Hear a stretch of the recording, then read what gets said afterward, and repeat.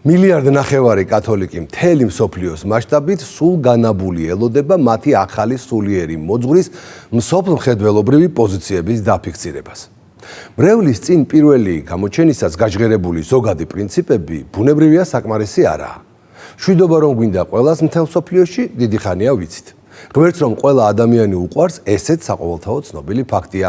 ბუნება და კლიმატი მისახედი რომ გვაქვს, ესეც ვიცით. ასევე მიგრაცია რომ სერიოზულ პრობლემაა აქცეული განსაკუთრებით იტალიისთვის, ესეც არ ახალია.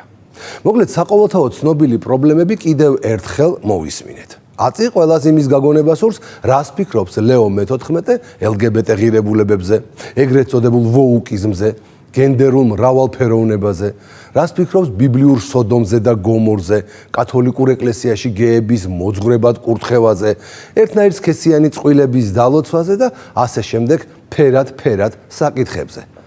თუ რამდენად აქტუალურია ეს საკითხები კათოლიკურ მრევლში, იმითაც შესანიშნავად გამოჩნდა, რამდენი ცისარტყელას დროშაფრიალებდა ვატიკანში წმინდა პეტრეს მოედანზე ახალი პაპის არჩევის დღეს. ფრანცისკემ, რომელსაც გეები, ლესბები და ტრანსები LGBT თემის მთავარ მისიონერად მიიჩნევდნენ, იმხელა პროპაგანდა გაუწია სექსუალურ უმცირესობებს, რომ ვატიკანში აფრიალებული LGBT დროშის დაშვება მათთვის ეპოქალური მნიშვნელობის ტრაგედია იქნება. თუმცა, როგორი გარყვნილი და გაუკუღმართებული სურვილებიც არ უნდა ჰქონდეთ ფერად კათოლიკეებს, პაპის მრევლის უმრავლესობას სრულიად საპირისპირო მოლოდინები აქვს. ნამდვილი მორწმუნეებისთვის ის სტანდარტები, რომელიც ფრანცისკემ დაამკვიდრა, რბილად რომ ვთქვათ, არაქრისტიანული და მიუღებელია. ხმამაღლა ამას არავინ ამბობს, მაგრამ ხომ ფიქრობს? ახალი პაპისგან ეს ადამიანები ელიან ტრადიციონალისტობას. ზუსტად ისეც, როგორც წესით და რიგით უნდა იყოს კიდეც ეკლესია და ეკლესიური სწავლება. თუმცა რას ფიქრობს პაპი ლეო ჯერჯერობით უცნობია. ზოგადად მის შესახებ ისედაც ბევრი არაფერია ცნობილი. თუმცა გარკვეული ცნობები მისი ადრინდელი შეხედულებების შესახებ ალაგ-ალაგ მაინც შემორჩენილია. მაგალითად იყო დრო, როცა ახალი პაპი პოლიტიკურად საკმაოდ აქტიური იყო. იმდენად რომ ხშირად მონაწილეობდა რესპუბლიკური პარტიის როგორც პრაიმერიზში, ისე თავად არჩევნებშიც. მისი ეს აქტივობები თამამად შეგვიძლია მივიჩნიოთ მის კონსერვატიულ გემოვნებად. თუმცა გემოვნება, როგორც ცნობილია, ხანდახან იცვლება ხოლმე. ამიტომ რომელ პოლიტიკურ მიმართულებას ანიჭებს პაპი უპირატესობას დღეს, რთული სათქმელია. რაც შეეხება ლეო მე-14-ის მცირერიცხოვან, მაგრამ მაინც საყურადღებო განცხადებებს LGBT ღირებულებებთან და ერთნაირ სქესიან წყვილებთან დაკავშირებით. მაგალითად 2012 წელს ეპისკოპოსთა სინოდის დროს მაშინდელმა პადრე პრევოსტმა საკმაოდ მკაცრად გააკრიტიკა ის თუ როგორი თანაგრძნობით და კეთილგანწყობით აშუქებდნენ მსოფლიო მედია საშუალებები ერთნაირ სქესიან ოჯახებთან დაკავშირებულ საკითხებს.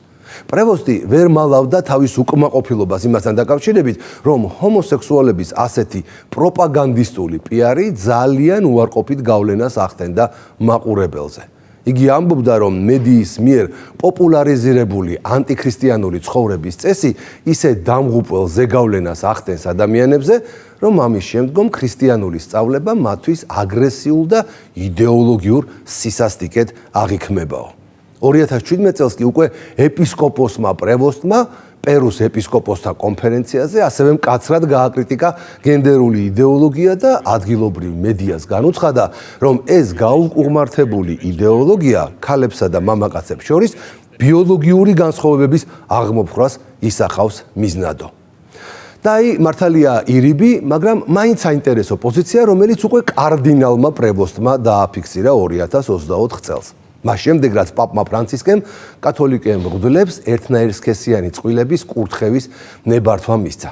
მაშინ კარდინალმა ღიად დაუჭირა მხარი აფრიკელ ეპისკოპოსებს, რომლებიც აცხადებდნენ, რომ აფრიკაში პაპის ეს ინიციატივა უბრალოდ არ იმუშავებდა, რადგან აფრიკაში ევროპისგან სრულიად განსხვავებული კულტურული სტანდარტებია დამკვიდრებული. კარდინალმა პრევოსტმა მაშინ საკმაოდ თამამი ნაბიჯი გადადგა, როდესაც განსხვავებული პოზიცია დაიცვა და შეახსენა ვატიკანს, რომ აფრიკაში ჯერ კიდევ არის ადგილები, სადაც ჰომოსექსუალური ურთიერთობების სიკვდილით ისჯება. ამიტომ ის, რაც ვატიკანს დასაშვებად მიაჩნია დასავლეთში, წარმოუდგენელია აფრიკაში. ეს ორი სრულიად განსხვავებული სამყაროაო, ამბობდა მაშინ კარდინალი პრევოსტი. აი ეს სამი ამბავი მომავალი პაპის წარსულიდან შესანიშნავად წარმოაჩენს იმას, თუ რას ფიქრობდა ფსევდოლიბერალურ სტანდარტებზე და LGBT ღირებულებებზე, ჯერ პადრედ, შემდეგ ეპისკოპოსად და ბოლოს კარდინალად ყოფნის დროს ლეო მე-14. თუმცა კიდევ ერთხელ ვამბობ, არაფერია მარადიული და ნებისმიერ ადამიანს შეიძლება შეეცვალოს აზრი. დაველოდოთ, რას იტყვის უკვე ახალი რომის პაპი. უკანასკნელი 10 წლეული კათოლიკური ეკლესიისთვის არა მხოლოდ სულიერი გამოწვევების, არამედ ღირებულებითი ტურბულენციის პერიოდად იქცა. პაპი ფრანცისკე, ადამიანი, რომელმაც თავისი პონტიფიკატი დაიწყო როგორც ღარიბთა მეგობარი და თანაგრძნობის ტონის მატარებელი სულიერი მამა, თანდათან იმ ძალას დაემსგავსა, რომელიც ეკლესიაში ტრადიციულ საზღვრებს ამსხვრევდა. განსაკუთრებით მაშინ, როდესაც საქმე თანამედროვე დასალურ საკითხებს, მათ შორის სექსუალური იდენტობისა და LGBT თემის მიმართ ეკლესიის დამოკიდებულებას ეხებოდა. მისი პოლიტიკა ხშირად ეფუძნებოდა ინკლუზიურობისა და თანაგრძნობის ხაზგასმას. თუ ადამიანი გეია, ეძებს უფალს და აქვს კეთილინება, ვინ ვარ მე რომ ის განვსაჯო?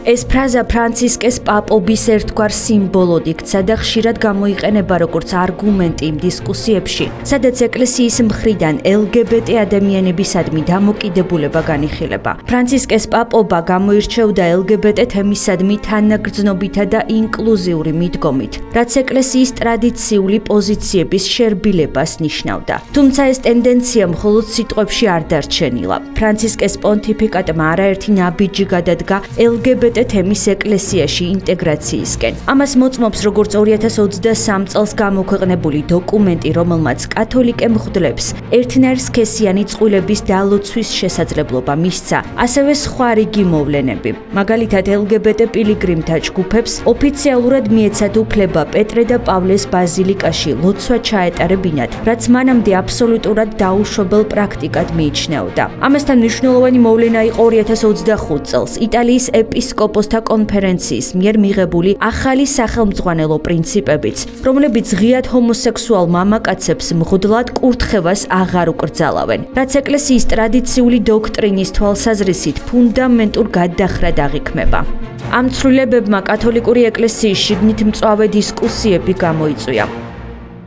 ტრადიციონალისტი მორწმუნეები ღიად გამოხატავდნენ შეშფოთებას, რომ ეს ყველაფერი არა მხოლოდ დოგმატური გამონაკლისები იყო, არამედ ღირებულებითი გადახვევები, რომლებიც ეჭვქვეშ აყენებდნენ ეკლესიის საუკუნოვან მოძღვრებას ადამიანის ბუნებასა და ზნეობრივ წესრიგზე. მით უმეტეს ყველაფერი ამის ფონზე LGBT უფლებების აღიარების, გენდერული მრავალფეროვნებისა და სოციალური ტოლერანტობისადმი გახსნილობას თანსდევდა მცდელობა, რომ ეკლესია კულტურული ტრანსფორმაციების მოწონებით არა მხოლოდ მათი მოწმე, არამედ მათი აქტიური თანამონაწილეც გამხდარიყო. მრევლის გარკვეული ნაწილი ამას ეკლესიის მისიის გაუგებარ სახეცვლილებად აღიქვამდა. მორალურ შუქურად დარჩენის ნაცვლად ეკლესია თითქოს თავად ცდილობდა შესულიყო იმ ლიბერალურ ბურუსში, რომელიც რეალურად მასვე უნდა გაეფანტა. ამ ყველაფრის შემდეგ ბუნებრივად ისმის კითხვა, ვინ არის ახალი პაპი, რას ფიქრობს ის იმ საკითხებზე, რომლებიც ბოლო 10 წლეულის მანძილზე დაძაბულობისა და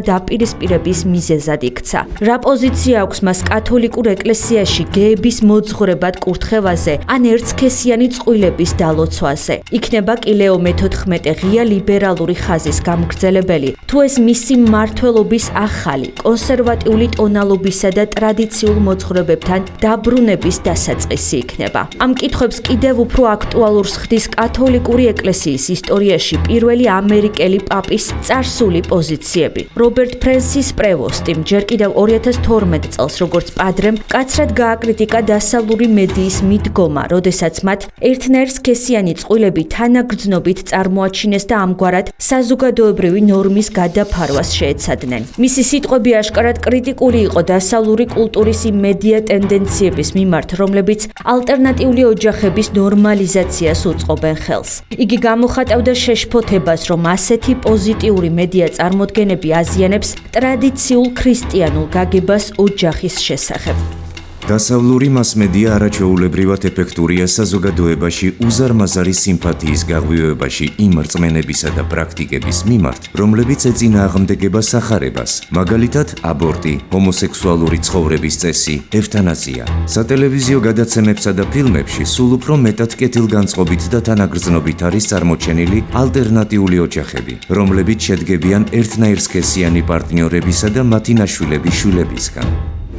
მოგვიანებით, როდესაც პრევუსტი პერუში ჩიკლაიოს ეპარქიის ეპისკოპოსი იყო, მას საჯაროდ გააკრიტიკა პერუს განათლების სამინისტროს ინიციატივა, რომელიც მიზნად ისახავდა სკოლებში გენდერული იდეოლოგიის სწავლების დანერგვას. მან მიუთითა, რომ გენდერული იდეოლოგია მიზნად ისახავდა ქალსა და მამაკაცს შორის ბიოლოგიური განსხვავებების გაუქმებას, რაც ღრმა ზიანს აყენებდა საზოგადოებრივ და ოჯახურ საფუძვლებს. გენდერული იდეოლოგიის პოპულარიზაცია დამაბნეველია, რადგან ის არარსებული გენდერების შექმნას ისახავს მიზნად. ღმერთმა შექმნა კაცი და ქალი. როდესაც ბუნებრივი იდეების აღრევა ხდება, ეს ზიანის მომტანია როგორც ოჯახებისთვის, ისე ადამიანებისთვის.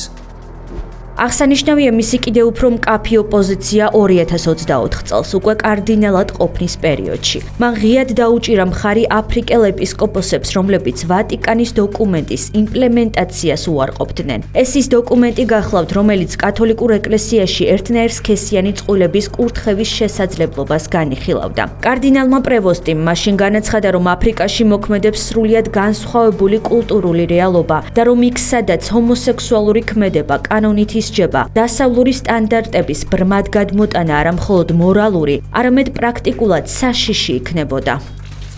აფრიკის ეპისკოპალურ კონფერენციებზე ეპისკოპოსები ძირითადად ამბობდნენ, რომ აფრიკაში მათი კულტურული რეალობა სრულიად განსხვავებულია. ეს არ იყო რომის სწავლების ავტორიტეტის უარყოფა, არამედ ისინი მიიჩნევდნენ, რომ მათი კულტურული გარემოდან გამომდინარე აფრიკაში ამ დოკუმენტის გამოყენება უბრალოდ არ იმუშავებს.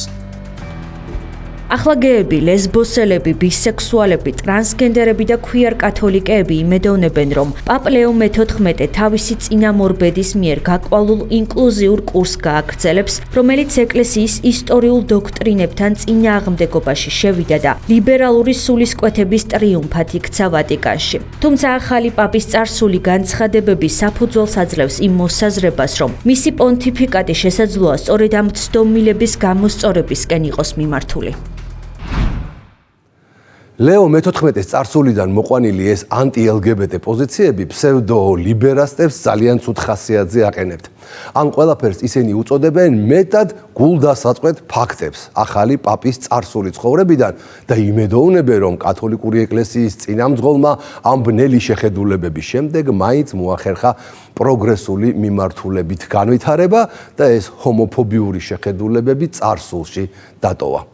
განსაკუთრებულად ეს ლიბერასტები პაპის არჩევის შემდეგ მის პირველ გამოსვლას ებღაუჭებიან, სადაც ის ღვთის ყოვლისმომცველ სიყვარულზე საუბრობდა, რომ ღმერთს და ეკლესიას ადამიანები ყოველგვარი შეზღუდვებისა და პირობების გარეშე უყვარს და ასე შემდეგ. მოკლედ, სანამ პაპი თავის პოზიციას ღიად და მკაფიოდ არ დააფიქსირებს, მართლობა ამ თემაზე არ დასრულდება. კვირაში 4-ჯერ ყოველ საღამოს 10 საათზე ყურადღებით დააკვირდით ლიბერალიზმის ანატომიას.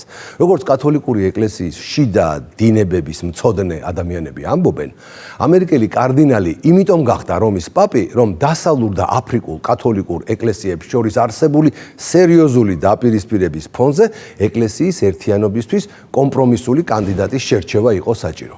ანუ ლეო მე-14 ყველანაირად შეეცდება დააბალანსოს კარდინალებიც და მრევლიც.